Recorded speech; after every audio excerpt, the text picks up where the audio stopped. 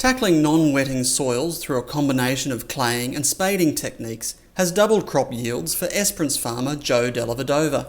Mr Della Vedova operates a 9,000 hectare mixed cropping and grazing property 50 kilometres east of Esperance, where non-wetting soils have become a major issue in the last 15 years. Since the cropping has become the more profitable operation, the rotation, especially lupin, has driven the non-wetting to a total failure in some areas, and that's a key issue for us at the moment. By claying between 30 and 100 hectares per year, Mr Della Vedova is slowly but surely improving the soils on his property, with the added bonus of improving weed control. A threefold increase in the growing season side by side with conventional no-till farming systems.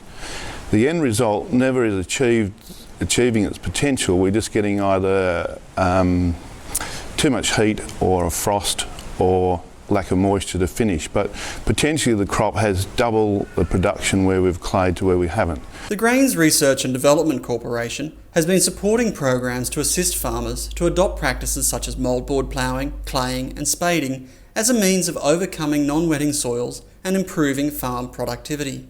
Non-wetting soils greatly affect crop production through staggered crop germination and reduced access to moisture during the growing season.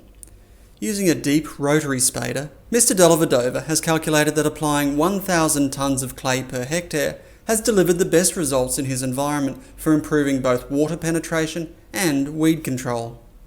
The spading claying process virtually eliminates 80% of our weed issue on the first year anyway.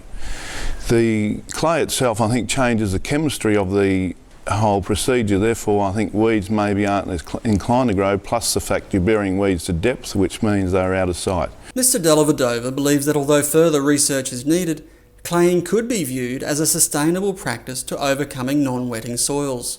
For those considering spading, Mr Della Vedova says a cautious and methodical approach is the key to getting the best results. Beware clays ain't clays. I see people make a fatal mistake. With these non-expandable clays, you can run into aluminium toxicity and compaction, but if you get the potassium-based clays, your results are excellent. So if you're fortunate enough, as we have here, to have your potassium-based clays, that's part of the reason that we're successful. But a lot of people that are just delving clay are just grabbing the first layer of clay, which sometimes, in my opinion, that is the wrong clay.